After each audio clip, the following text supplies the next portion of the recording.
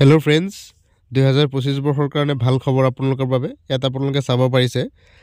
যে অসম চৰকাৰৰ শিক্ষা বিভাগত পুনৰ শিক্ষক নিযুক্তিৰ কাৰণে আবেদন বিচৰা হৈছে এডভাৰটাইজমেণ্ট এ আৰু ইয়াৰ লগতে আপুনি চাব পাৰিব এডভাৰটাইজমেণ্ট বি অৰ্থাৎ ইয়াত লোৱাৰ প্ৰাইমেৰী আৰু আপাৰ প্ৰাইমেৰী দুইটা পদৰ বাবে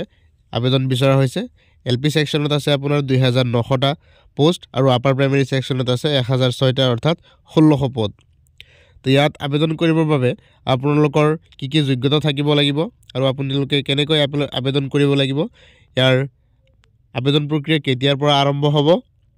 আৰু ইয়াৰ পে স্কেল কি হ'ব গুটেইখিনি মই আপোনালোকক বিতংকৈ কম গতিকে ইয়াত দেখিব পাৰিছে যি লোৱাৰ প্ৰাইমেৰী ক্ষেত্ৰত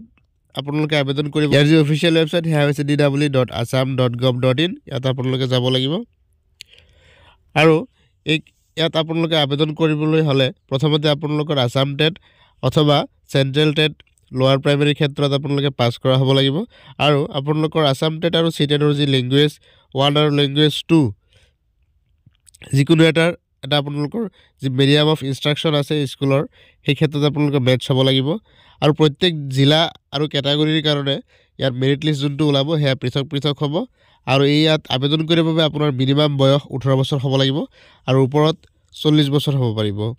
আনৰিজাৰ্ভ ক্যাটাগৰীৰ ক্ষেত্ৰত আৰু ইয়াত এটা কথা বিশেষভাৱে মন কৰিবলগীয়া যদি আপোনাৰ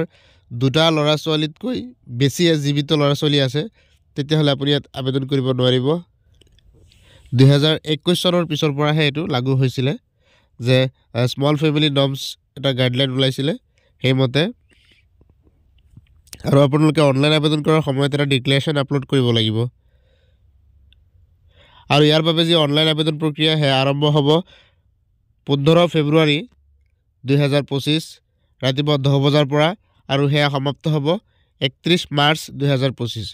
গতিকে 15 ফেব্ৰুৱাৰীৰ পৰা আৰম্ভ হৈ 31 মাৰ্চতে আবেদন প্ৰক্ৰিয়া সমাপ্ত হ'ব আৰু ইয়াৰ কাৰণে কোনো অফলাইন আবেদন একচেপ্ট নহয় আৰু ইয়াৰ লগতে যি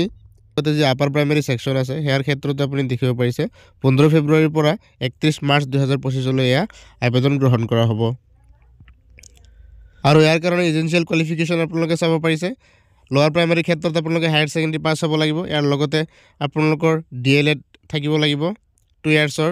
আৰু ইয়াৰ লগতে আপোনালোকৰ আসাম টেট বা সেন্ট্ৰেল টেট কোৱালিফাই হ'ব লাগিব আপোনালোকে এই অনলাইন আবেদন কৰোতে কি কি ডকুমেন্টস আপলোড কৰিব লাগিব হে আপোনালোকে প্ৰথমতে ৰেডি কৰি ল'ব হেয়া হৈছে আপোনালোকৰ পাসপোৰ্ট সাইজ ফটোগ্ৰাফ ইয়াৰ লগতে আপোনালোকৰ এছএছএলসিৰ এডমিট কাৰ্ড অৰ্থাৎ মেট্ৰিকৰ যি এডমিট কাৰ্ড আছে হেয়া পিছত মেট্ৰিকৰ মাৰ্কশিট আৰু সাৰ্টিফিকেট গ্ৰেজুৱেচনৰ মাৰ্কশিট সাৰ্টিফিকেট আৰু যদি হায়াৰ এডুকেশ্যন আছে আপোনালোকৰ পিজি আছে এমএ এমএসসি আছে তেতে হেয়া আপুনি আপলোড কৰিব পাৰিব আৰু ইয়াৰ লগতে ডিএলএড বা বিএড মাৰ্কশিট আপোনালোকে ফাৰ্ষ্ট ইয়াৰ সেকেন্ড ইয়াৰ দুইটা পৃথক পৃথক আপোনালোকে আপলোড কৰিব লাগিব আৰু সাৰ্টিফিকেট কাষ্ট সাৰ্টিফিকেট যদি আছে আৰু পিআৰসি পাৰ্মানেন্ট ৰেসিডেন্স সাৰ্টিফিকেট আৰু আপোনালোকৰ আসাম টেট আৰু সিটেটৰ মাৰ্কশিট আপলোড কৰিব লাগিব যদি আপুনি ডিজেবল ক্যান্ডিডেট হয় তেতিয়াহ'লে আপোনাৰ ডিজেবিলিটি সাৰ্টিফিকেট যোনটো ইস্যু কৰিছে হে আপুনি আপলোড কৰিব লাগিব আৰু লগতে আপোনাৰ স্ক্যান সিগনেচাৰ আপলোড কৰিব লাগিব আৰু অসম চৰকাৰৰ মাননীয় মুখ্যমন্ত্ৰী ডক্টৰ হিমন্ত বিশ্ব শৰ্মা ছাৰ ডাঙৰীয়াই এক ঘোষণা কৰিছিল যে যোৱা বছৰ যি নিযুক্তিৰ বিজ্ঞাপন প্ৰকাশ পাইছিল আৰু এবাৰ নতুনকৈ প্ৰকাশ পাব আৰু তেখেতৰ কথা মতে পুনৰবাৰ প্ৰকাশ পাইছে আৰু এয়া তেও মে মাহত নিযুক্তি দিব বুলি কৈছিল ধন্যবাদ বন্ধুসকল আজিৰ ভিডিঅ চোৱাৰ বাবে আজিলৈ মানে পুনৰ লগ পাম পৰৱৰ্তী ভিডিঅ'তে এক নতুন টপিকৰ সৈতে